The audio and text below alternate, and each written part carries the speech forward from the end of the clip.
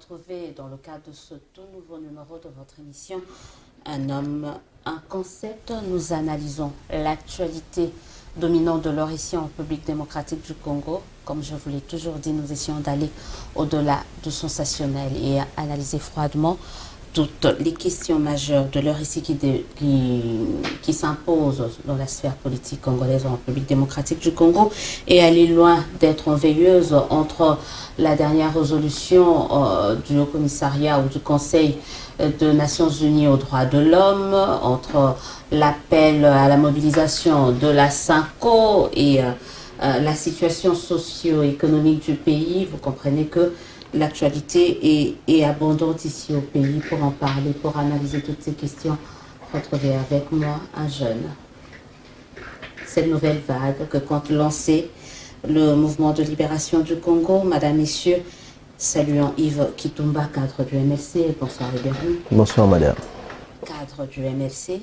Oui. Vous faites quoi exactement dans le MLC? Je suis cadre du MLC, comme vous venez de le dire. Je suis dans une structure où nous évoluons, une structure de la jeunesse, mais au moins du cadre. Ah, de la jeunesse. Donc, vous faites partie de... C'est l'un de rares partis où il n'y a pas de ligue de jeunes, le MLC. Non, le MLC a les ligues de jeunes. Ok. A une ligue des jeunes. Mais sauf que...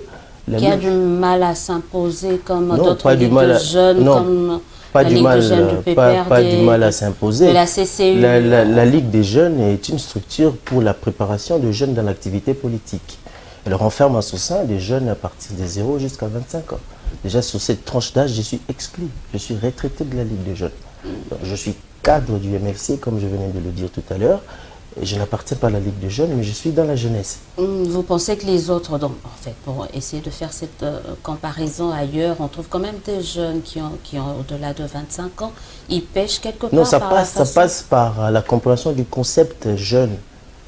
C'est jusqu'à 77 non, ans. La jeunesse, c'est un état d'esprit, à mon avis. C'est un état d'esprit, c'est pas l'âge, c'est un état d'esprit. Mais la Ligue des jeunes, ce sont des structures de préparation de jeunes dans l'activité politique. Ça renferme de jeunes allant de 0 à 25 ans pour les préparer dans l'activité politique. Au-delà de 25 ans, on peut plus. Nous sommes déjà rodés dans la politique et je suis retraité de la Ligue des jeunes. Je n'appartiens pas à la Ligue des jeunes. Au-delà de 25 ans, vous demandez à certains de vos amis de carrément abandonner les ligues de jeunes. Au-delà de 25 ans, nous estimons déjà que les gens sont rodés en politique et peuvent être lancés. Est-ce que vous ne pensez pas qu'on fait, pour certains, dans certains partis politiques, on crée ces ligues de jeunes juste pour essayer, comment on peut dire, de mettre ces jeunes un peu en attente? Ça dépend de la vision, ça dépend de la vision de chaque parti politique. Ça dépend également de l'utilisation de la jeunesse dans chaque parti politique. Vous comprenez? Mais il est vrai aussi, le rôle d'un parti politique, c'est d'encadrer aussi la masse. Et cette masse, vous comprenez, dans notre pays, il y a beaucoup de jeunes qui doivent être encadrés politiquement. Et politiquement, la jeunesse 0 à 25 ans sont encadrés dans des ligues de jeunes pour les préparer dans l'activité politique. Actuellement, on parle du renouvellement de cette classe politique. C'est une alternance évidente. C'est une alternance évidente. Au-delà de l'alternance, tout ce que les gens parlent de la rotation de l'homme à la tête de la République, c'est une composante de l'alternance. Mais nous parlons plus de l'alternance globale. Nous, au MLC, nous voulons une alternance globale. Cette alternance globale renferme l'alternance de l'homme à la commande de la République, l'alternance de l'idée, le système qui est installé, le programme de gouvernance et l'alternance générationnelle. L'alternance au niveau, comme vous venez de le dire, par rapport à la jeunesse, un état d'esprit, c'est-à-dire il ne faut pas qu'on chasse tous les vieux. Non, sinon si dans un village vous chassez les sages, les vieux, alors les jeunes apprennent quoi? Qu'est-ce qu'ils vont apprendre? Je pense que le vieux doit être là, mais on doit laisser la place à la jeunesse pour apporter de nouvelles idées dans la politique. Une nouvelle génération qui arrive dans la politique pour faire autrement la politique. On a du mal quand même à voir ces jeunes occuper des postes de responsabilité parce qu'on retrouve les mêmes têtes qui sont là depuis 20, déjà au MLC, 30 ans, il n'y a pas les jeunes actuels ne sont pas... Les jeunes ont occupé des fonctions, partant de lui-même Jean-Pierre Bemba. Quand Jean-Pierre Bemba était vice-président de la République, il avait quel âge? Et tous les jeunes que vous avez vus là, il y a 10 ans passés, ils avaient quel âge? Les transfuges du MLC qui sont allés occuper des fonctions ailleurs. Non, ça c'est l'intelligence au service du mal, mais sauf que le parti, le MLC, n'avait que de jeunes. C'est la vague de jeunes qui est venue en politique, c'est par le MLC. Parlons un peu de ce MLC, parce que la position du MLC demeure aussi un peu ambiguë au regard de la situation actuelle. Non. Ici au pays, on n'arrive plus à situer le MLC. Le MLC est toujours dans l'opposition, mais travaille avec les gens de la majorité. Les MLC, après les élections de 2006, s'est engagé de faire une opposition républicaine. Une opposition forte et républicaine, une opposition responsable. Les gens se cachent derrière ce concept pour tisser des liens avec ceux qui sont au pouvoir. Non, opposition républicaine, c'est-à-dire... Le MLC est resté constant dans ses idées. Nous sommes restés dans l'opposition et faire une opposition responsable. C'est jusqu'au jour d'aujourd'hui. L'ambiguïté, je ne vous situe pas, madame. Parlons juste de la dernière signature de l'arrangement particulier. Mais l'arrangement particulier, c'est l'annexe de l'accord. Sont une grande partie des gens avec qui le MLC a eu à discuter. Le MLC a signé l'accord. Vous êtes d'accord avec moi que le MLC a signé l'accord politique. Et l'accord politique a prévu la signature de l'arrangement particulier. Vous voulez que nous ne respectons pas l'accord? Vous ne voulez pas la mise en œuvre de l'accord? Recadrons un peu les choses. Les négociations de la Saint-Sylvestre ont été menées par les prêtres. Les prêtres étaient absents. Il y avait une bonne partie des délégués du rassemblement, ils n'étaient pas là. Et curieusement, on appelle le MLC pour venir signer, s'il vous plaît, je recadre, pour venir signer un accord sous l'égide de ceux qui étaient même l'interface du MLC. Ce n'est pas une sorte, c'est pas une façon de vous soumettre à ces gens-là avec qui vous avez... Non, même pas. Je vais expliquer le concept. L'accord politique qui devait être signé a été signé le 31 décembre 2016. Il était resté l'arrangement particulier. Cet arrangement particulier, à cause de la bipolarisation de la classe politique, nous avons porté notre voix. Les gens n'ont pas voulu écouter. Ils ont dit, voilà, les problèmes étaient déjà réputés être réglés entre les poids lourds. C'est ça. Vous avez vu, Mme Bazaïba a refusé de signer l'accord politique. Et après, nous avons signé l'accord. Nous avons adhéré à l'accord politique. Il est resté l'arrangement particulier. L'arrangement particulier. Nous, qu'est-ce que nous avons comme intérêt à l'arrangement particulier? Nous ne faisons pas partie du gouvernement. Parce que nous avons... L'intérêt, c'était le Saint-Sa. Nous sommes restés... Mme Bazaïba nous sommes restés constants. Qu'elle voulait la présidence. Nous sommes restés constants de ne pas entrer au gouvernement. Il est normal que les MLC jouent son rôle dans le Conseil national de suivi de l'accord. Parce que nous ne faisons pas partie du gouvernement. Donc vous avez quelque chose à gagner quand même. Au départ, nous avons milité pour un dialogue technique. Nous avons milité pour un dialogue technique. Notre rôle, c'est de jouer pour que nous ayons les élections. Parce que la crise trouve son origine pour les élections. Donc nous avons voulu diriger cette institution pour rassurer à la population des élections crédibles. C'est pourquoi nous insistons sur la gestion du Conseil national de suivi, qui est un organe de contrôle. Et en tant que MLC, pour jouer notre rôle, vous savez, madame, diriger le CNSA, ce n'est pas un cadeau. Ce n'est pas un cadeau. Nous le méritons parce que nous sommes un mouvement politique. Nous sommes un mouvement politique qui a l'adhésion du peuple, l'adhésion populaire. Et nous avons notre voix. Nous sommes toujours au rendez-vous dans tous les débats politiques du pays.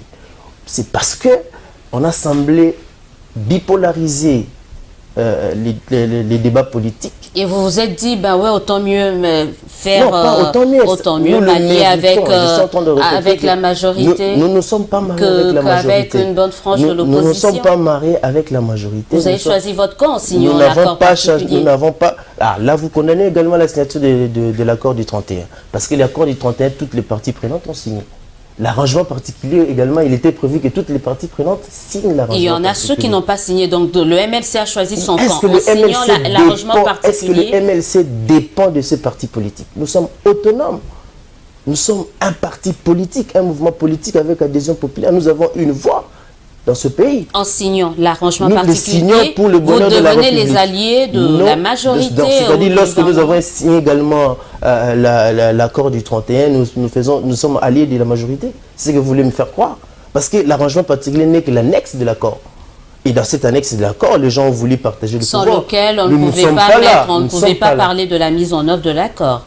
Oui, bien entendu. Donc nous signons parce que nous voulons la mise en œuvre de l'accord et pour le bonheur de la République et trouver la solution à cette crise politique qui gangrène notre pays. Est-ce qu'avec un peu de recul, vous ne regrettez pas, parce qu'on est à 6 mois des élections, en tout cas conformément à l'accord du 31 décembre, et certaines voix se lèvent déjà pour dire c'est quasiment impossible qu'on ait des élections d'ici la fin de cette année. Est-ce qu'avec un peu de recul, le MLC se dit peut-être que mais non, je me suis fait avoir? Non, non, je ne pense pas. Parce que on finira par mettre le Conseil national de suivi. Parce que dans l'accord, il est prévu des évaluations après chaque 2 mois. Donc, c'est-à-dire le gouvernement, la CENI et le Conseil national de suivi pour évaluer le processus électoral, pour voir si techniquement nous sommes au point pour organiser les élections ou pas, ou financièrement nous sommes au point pour organiser les élections. C'est-à-dire, cette structure doit nécessairement être mise en place et doit être dirigée par le MLC, le Front pour le respect de la Constitution, pour rassurer à notre population les élections. En attendant cette structure qui tarde à venir, il y a des voix déjà qui se lèvent pour dire que c'est impossible. Bon, qu'allez-vous faire? Impossible, ça c'est une prédiction ou quoi? Impossible. Nous sommes à 6 mois, Non, parlons en tant que... Soyons pragmatiques, soyons réalistes. En politique, il n'y a pas nous n'avons pas de d'impossibilité. fichier. L'enrôlement ne s'est pas encore effectué dans le En Kassai. politique, madame. Il faut constituer le corps Non, électoral. madame, en politique, il n'y a pas les deux non, lois en fondamentales. En politique, il n'y a pas d'impossibilité. Il n'y a pas, mais je suis en train de vous Il n'y a pas énumérer d'impossibilité. certains préalables pour certains l'organisation. préalables, il fallait- Les 2 lois, la loi électorale, la loi de répartition de sièges. Il y en La a loi pas, de répartition et des on a- sièges. on n'a toujours Et pas la loi fini avec électorale, bon, on a fermé la session parlementaire, il y a une autre session parlementaire au mois de septembre. de septembre. Voilà. Et le septembre, c'est pas décembre. Donc vous pensez que dès qu'on peut voter Non, mais dès septembre, Nous quand n'avons est-ce encore- qu'on peut nous n'avons- convoquer Nous avons encore 6 mois. le corps électoral Non, doit nous être avons encore 6 mois. le corps électoral doit être convoqué 90 jours. En tout cas, si on se réfère à la Constitution, Oui. dès qu'on est au mois de septembre Au mois de septembre. Les et questions- qu'on tergiverse, Techniquement, hein, on n'est pas encore- les réponses techniques sur l'organisation des élections, c'est la CENI qui est mieux placée à répondre à cela. Mais vous devez déjà commencer à réfléchir Non, sur nous ça, votre réfléchissons, plan nous, B, nous, parce estimons, que nous estimons que dans les 6 c'est mois, pas mettre la ce charrue n'est pas avant le bœuf, impossible, mais- ce n'est pas impossible dans les 6 mois d'organiser les élections. C'est ça ce que nous pensons.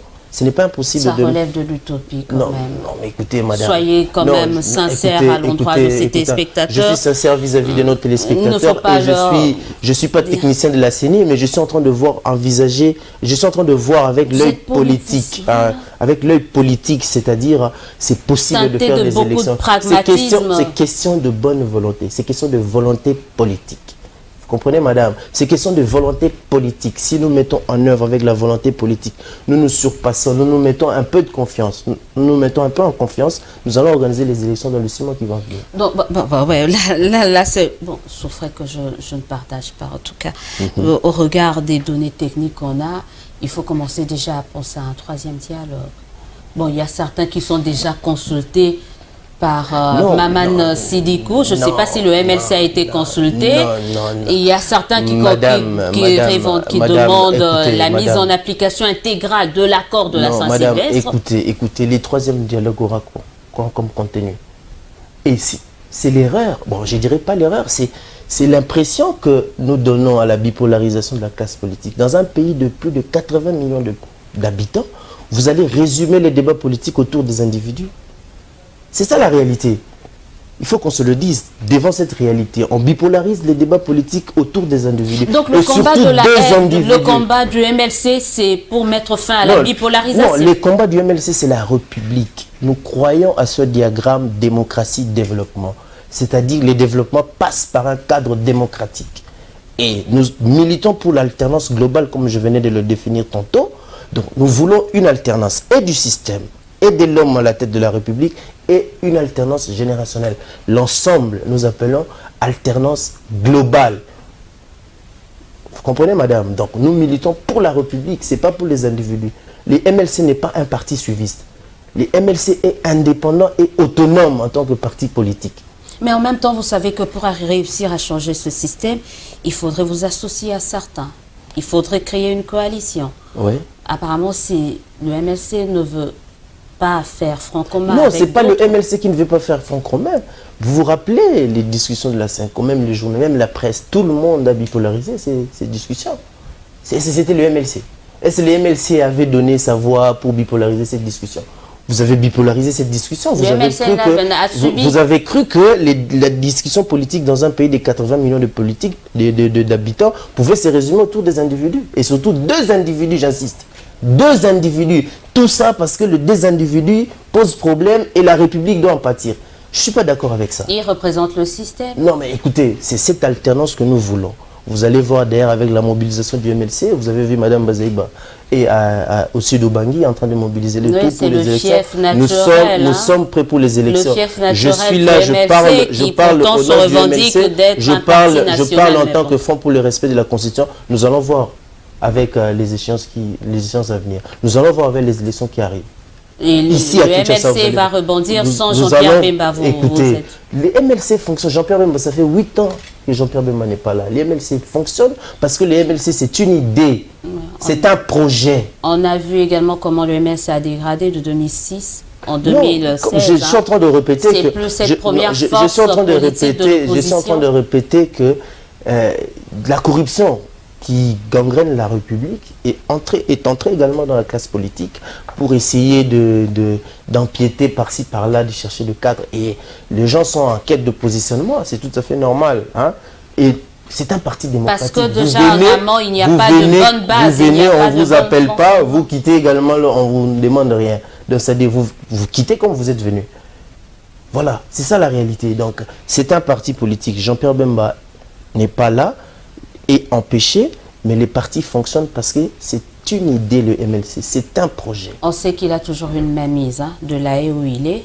Il a toujours son mot à dire par rapport au fonctionnement. Rien ne c'est le président national, il n'est pas exclu de ses droits civiques et politiques.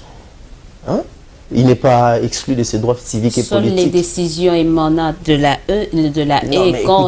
écoutez, la structure fonctionne en l'absence de Jean-Pierre Bemba.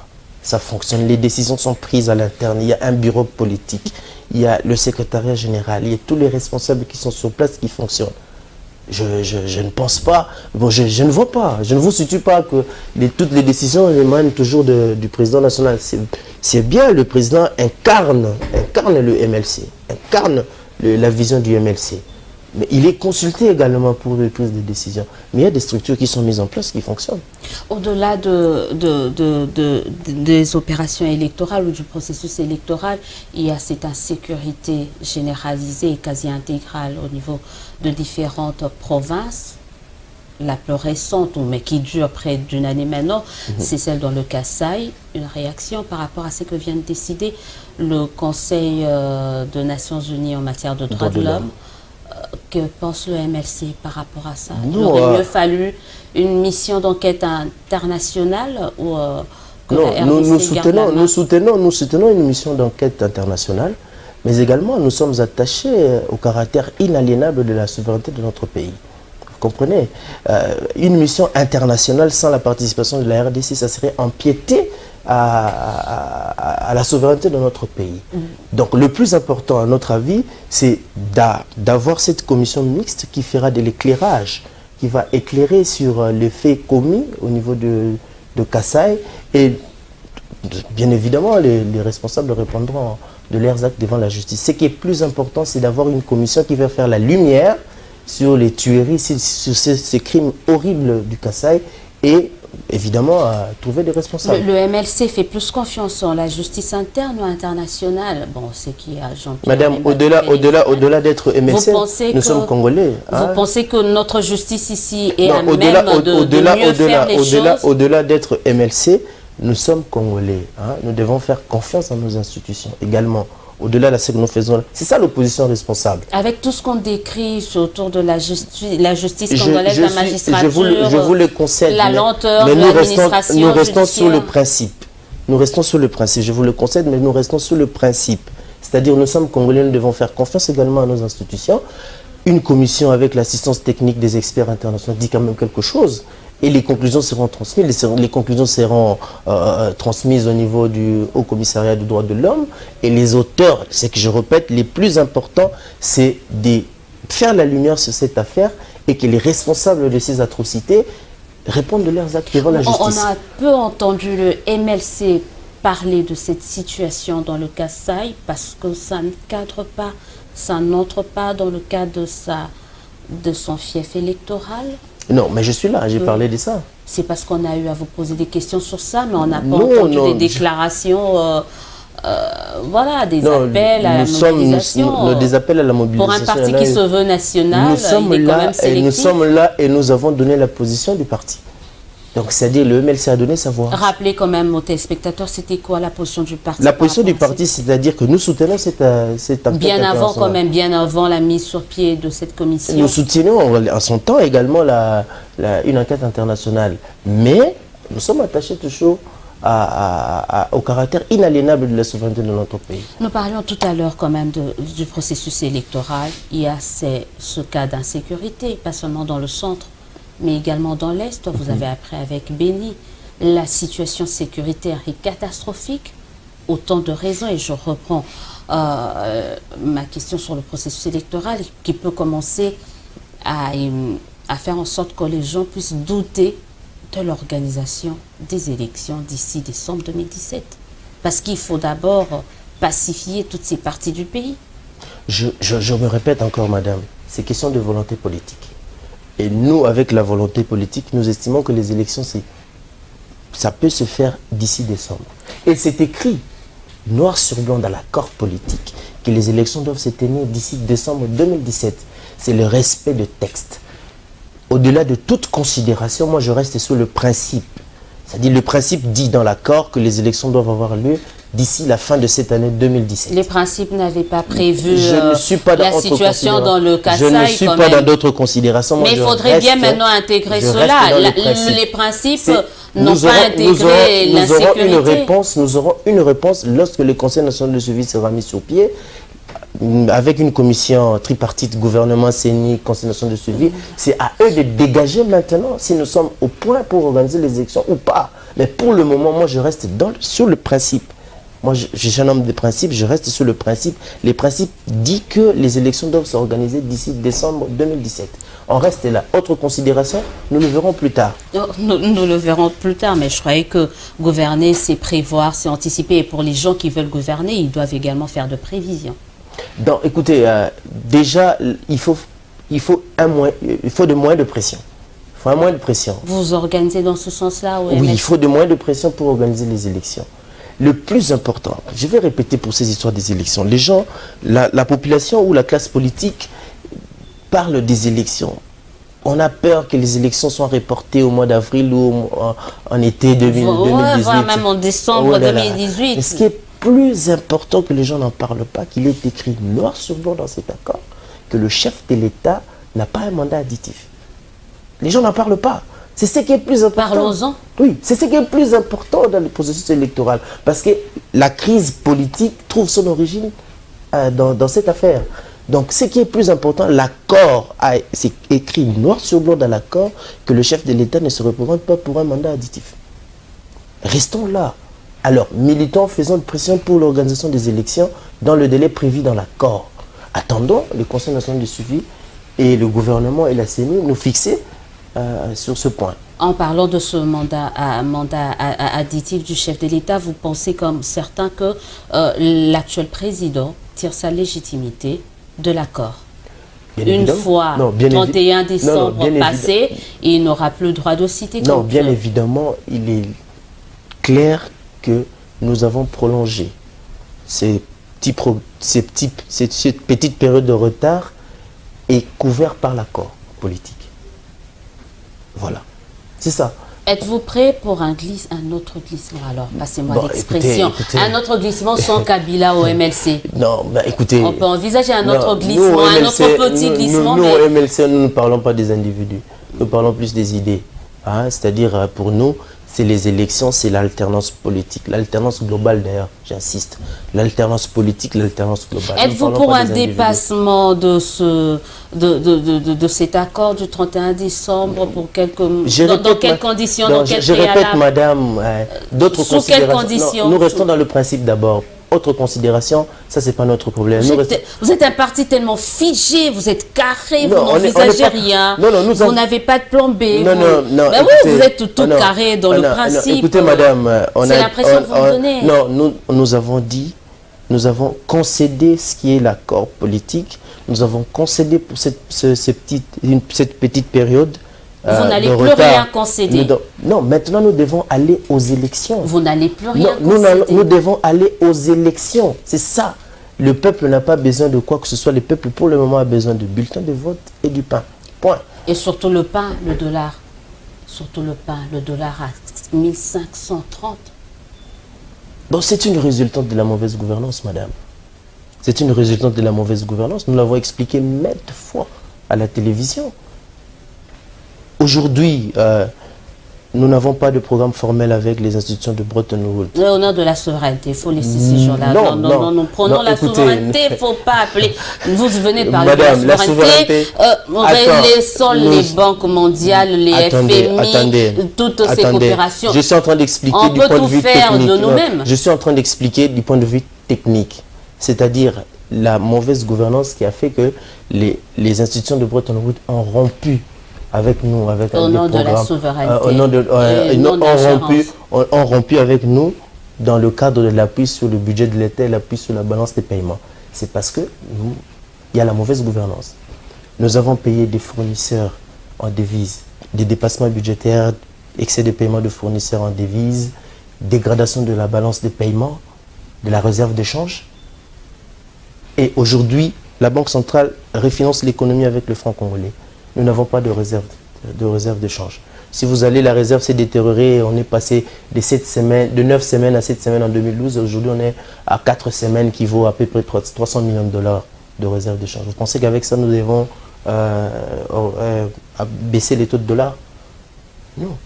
Mais avec ça, on nous dit qu'on réussira. Le Premier ministre Tshibala nous dit qu'il réussira à nous donner des bonnes élections. Non, sur ce point, je ne suis pas d'accord avec le Premier ministre Tshibala. Je vais vous rappeler, lorsque les quinquennats passés, les gouvernements étaient investis sur base d'un programme. Ces programmes prévoyaient la mobilisation des recettes autour de 48 milliards. N'est-ce pas? Et ces 48 milliards étaient figés seulement sur le secteur minier. On n'a pas diversifié l'économie. Je ne suis pas là-bas. 48 milliards pour tous les quinquennats. Après, on a voulu un peu se relâcher des appuis extérieurs parce qu'il y avait de la croissance. Il y avait une petite croissance. Ces 48 milliards, c'est cumulé en 20 milliards sur les 5 ans. Et la dernière année, on a rectifié les budgets de 8 à 6 et de 6 à 4. À 4 milliards. Parce que les cours ont baissé, on n'a pas diversifié l'économie. Dans un pays comme le nôtre, vous vous penchez seulement sur le secteur minier, n'est-ce pas? Et puis, bon, on se dit technocrate. Voilà, je ne suis pas là-bas. Vous pensez seulement sur le secteur minier. Et vous êtes sans ignorer, en 2015, il y a eu un panel de haut niveau qui a été conduit par le président Thabo Mbeki sur le flux illicite. Et selon ces panels, 15% seulement de la production sont déclarés aux autorités fiscales. Bien que nous avons détrôné la Zambie au niveau continental sur la production qu'il peut faire, mais cela ne s'est fait pas ressentir dans le budget de l'État. N'est-ce pas? Donc, parce qu'il y a la fraude douanière et la fraude fiscale. Bon, le Premier ministre Tshibala vient avec son budget, il dit 61,6% recettes internes, 38,4% recettes externes. Bon, j'ai recettes externes et je ne vois pas parce qu'on n'a pas de programme. Oui. À l'interne, je me demande comment il va mobiliser. Comment il pourra mobiliser s'il ne lutte pas encore contre la corruption? Mais le MLC a décidé de composer avec lui en signant l'arrangement particulier. Et de lui, il faut l'aider. Le problème, c'est ces mots qui gangrènent, c'est la corruption qui est institutionnalisée. Il faut combattre la corruption pour mobiliser les ressources internes.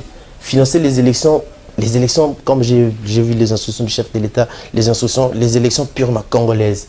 Bon, je me demande, avec 61,6, comment il va le mobiliser, avec la fraude qui est là, la fraude douanière, la fraude fiscale. On verra. Sans compter que les élections. Mais madame, vous avez dit nous avons soutenu mais en signant l'arrangement particulier d'où est issu le gouvernement l'arrangement particulier. Vous composez, vous allez partager. L'arrangement particulier était l'annexe. Tout comme les échecs. L'arrangement particulier, c'est l'annexe de l'accord. D'où est issu Tshibala. Nous avons signé l'accord pour le bien de la population, pour aller au plus vite aux élections. Tshibala est du rassemblement. Et issu de cet accord que vous avez signé. Tshibala est du rassemblement. Donc, les problèmes internes du rassemblement. Les problèmes internes du rassemblement ne nous concernent pas. Alors, nous, au contraire, nous, au MLC, nous avons un programme alternatif. Au moment voulu, nous allons le dévoiler et démontrer noir sur blanc qu'il est possible de faire un budget de plus de 100 milliards du quinquennat. Nous allons le dévoiler au moment voulu. Est-ce que vous n'avez pas peur, parce qu'on va très bientôt terminer avec cette émission, qu'au moment venu, ou à un moment voulu, qu'on puisse vous dire que non, mais il faut partager les responsabilités, parce que vous n'avez pas fait comme les autres qui aujourd'hui continuent à réclamer, un peu comme les prêtres, hein, à demander la mise en application intégrale. Nous restons constants. Je viens de rappeler encore, nous restons constants de nos idées. Nous voulons les élections. C'est ce que le peuple attend. Les élections et les pains. Les élections passent par notamment la mise en œuvre intégrale de l'accord. Ben oui. Vous pensez qu'à l'étape actuelle, avant de signer l'arrangement particulier, cet accord est en train d'être mis en œuvre de manière intégrale et que ceux qui réclament... Donnez-moi un point de vue contraire. Donnez-moi un point de vue contraire que l'accord... voilà. Donc l'accord est mis en œuvre. Le Premier ministre est ici, il y aura ça même. Les problèmes internes, ce n'est pas mon problème. Nous sommes là, nous avons signé l'accord. Nous avons dit que nous ne participons pas au gouvernement. Et nous ne participons pas. Nous sommes restés constants. Nous avons dit que nous voulons diriger cet organe de contrôle pour assurer à notre population les élections. Parce que nous sommes un mouvement politique avec adhésion populaire. Nous sommes là et nous attendons la mise en œuvre, c'est-à-dire la mise en œuvre du Conseil national de suivi pour diriger cette institution afin d'aller aux élections. Et pourquoi, à votre avis, ça traîne alors qu'on sait qu'il y avait cette note circulaire du directeur de cabinet qui donnait pratiquement aux composantes 48 heures Non, je crois que c'est un problème d'agenda politique. C'est la meilleure façon de poser la question, c'est de poser au niveau de la majorité, au chef de l'État. C'est le chef de l'État qui... De la même manière qu'on vous a instruit de manière insistante de remettre les listes dans 48 heures, vous non, ce n'était pas une instruction. Pourquoi ce n'était pas une instruction, le chef de l'État... C'était pratiquement une injonction. Le cabinet du chef de l'État a voulu diligenter les choses de manière plus rapide parce que vous savez comment notre classe politique se comporte. Vous êtes sans ignorer le comportement de notre classe politique. Il a demandé. Nous, à notre niveau, nous nous sommes acquittés de ça depuis un certain temps, nous attendons. Vous ne prenez pas la peine de demander, de vous renseigner pour savoir qu'est-ce qui bloque? Non, nous sommes des hommes de principe, nous savons que ça va être respecté. Des principes et laxistes parfois, trop larges? Non, pas trop larges. Nous estimons que des responsables politiques doivent être des personnes respectueuses et respectables, qui respectent les engagements. Donc, voilà quoi. Yves Kitumba, merci d'avoir été de notre ce soir. Un mot, juste savoir, vous serez candidat au moment voulu. Députation nationale, au moment voulu, vous allez le savoir. Dans quelles circonstances? C'est peut-être le moment, on ne sait jamais. Au moment voulu, nous avons... Je venais de le dire tout à l'heure. Ce que je peux dire à la jeunesse congolaise, c'est de s'approprier du processus électoral, de s'enrôler massivement et d'avoir beaucoup de jeunes dans la classe politique pour influencer positivement notre classe politique, afin qu'il y ait un changement et cette alternance de la composante générationnelle soit mise sur pied. Voilà. On reste sur le principe, au moment voulu, vous saurez si Yves Kitumba sera candidat ou pas. Merci d'avoir été de notre ce soir. Merci aux téléspectateurs. Merci madame. Vous étiez très nombreux à nous suivre. Surtout, n'hésitez pas de nous appeler pour vos suggestions, vos remarques. On sera toujours là pour vous. En attendant, nous vous souhaitons de passer une excellente suite de programmes en compagnie de la première télé interactive en République démocratique du Congo. On se dit au revoir et à dimanche prochain pour un autre numéro, bien entendu avec un autre invité. Bonsoir chez vous.